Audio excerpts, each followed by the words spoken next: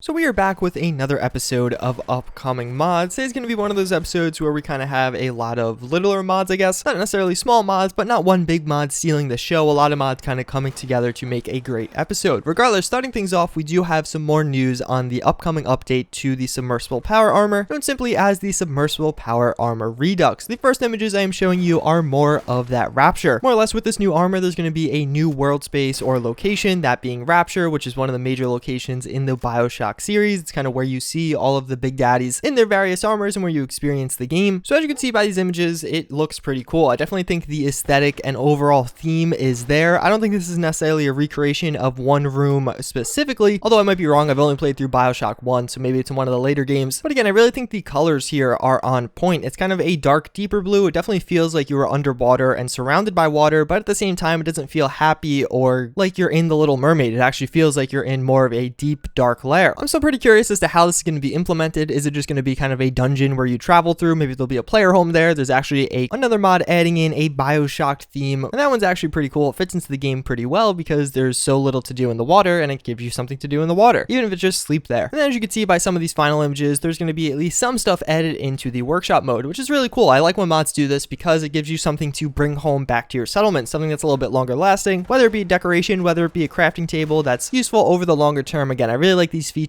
as it kind of expands the lessability of the mod. So we have some new updates to the Beretta 92 FS Sword Cutlass. The first image I'm showing you is actually about a month old. It was something I just never covered in the past. It's kind of giving you a image of where the gun was a little while ago, but then after some new work, we do have this second image. This is the new update that the mod author is working on this gun again. It seems like it is very close to finish. He has said that a couple times now. When he says he's playing around with the textures a bit, the second one definitely looks like it's a little bit lighter. I know the gun is two different colors. As you can see, there's that kind of tan or creamier color and then the white version there. All around though, this gun is looking extremely high quality. It's a very cool and not super unique, but kind of a traditional gun with a unique twist. And if it's implemented into the game as kind of a legendary weapon or something that is maybe hard to get associated with the quest, I think it would be pretty cool and a great addition because we don't have too many weapon mods adding in singular weapons like this. Many are integrated into the leveled list and seen en masse, but having one that you can only maybe have one unique variant of, it would be pretty interesting. So we have a pretty interesting one. This is going to be the HVK-30. This is a weapon from Call of Duty Black Ops 3. As you can see, the animations are being done by War Daddy. I'm not really sure about the origins of this weapon. I don't know if it's someone that totally remade this. What it more realistically is a rip from Black Ops. The way that works is it probably won't appear on Nexus or Bethesda.net, but actually on some other websites like Gun Network. That doesn't mean you can't download it, but that does mean it'll probably be PC only. I could totally be wrong. I don't know that for a fact. I am just speculating, but all around it's pretty cool. It's an assault rifle, as I did say, but more of what I would describe as like a PDW. It's not a very long barreled assault rifle, Black Ops 3 obviously being a more futuristic game, so it has a pretty unique look and feel to it, but I think it's something that could fit really well into Fallout 4. Instead of taking a more traditional advanced assault rifle look, something like a Tavor or even a Vector. Those are what I would think in my head as, oh, this is futuristic, but not actually futuristic because it's available in modern times. Fallout 4 again went a different route with kind of that quote-unquote futuristic assault rifle that has a water-cooled barrel. I mean, some people like it, some people don't. I'm not a huge fan of it. I think this would definitely be more appropriate in the game. Also kind of going for that sci-fi feel. All around looking very promising, something that I personally will be making a video on, so look forward to that in the future.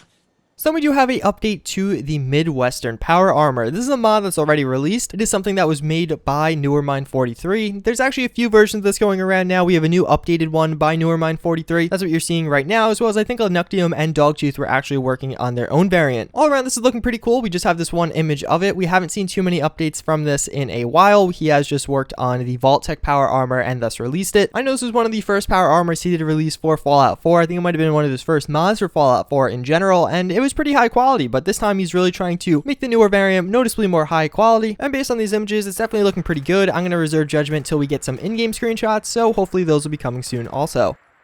So we have some more updates to the Wattz laser rifle. If you guys don't know, this was just the laser rifle in some of the earlier Fallout games, and more or less is a combination between a DKS sniper rifle, as we do have as a very popular mod, and a more traditional kind of laser mechanism. What we're seeing here is some concept art of a reload animation. As you can see, the bottom pops out there with the little microfusion core coming out, and frankly, I think it looks really cool. The gun itself is looking very cool and very futuristic. It definitely looks a lot more futuristic than some of the other iterations we have had. He did say he is finishing up the model now, and soon he'll be moving on to texturing. That's when I get really excited, when you start seeing these guns with the different textures. I just feel like you could really visualize it in game, and again, that's where the hype process for me at least starts. But still, a very promising weapon, one of those that has been a long time in the Fallout series and definitely deserves a place in Fallout 4. That's pretty much going to wrap it up for this video. As always, I do hope you guys enjoyed. Let me know in the comments down below, out of all the mods I did show you, what is your favorite? For me, I think it might be the Wattz laser rifle. I think it's a really cool gun. I really like having guns from previous Fallouts in the game. But yeah, that's pretty much it. As always, again, thank you guys for watching. I hope you're having a good Monday, and I hope to see you guys all next time. Later.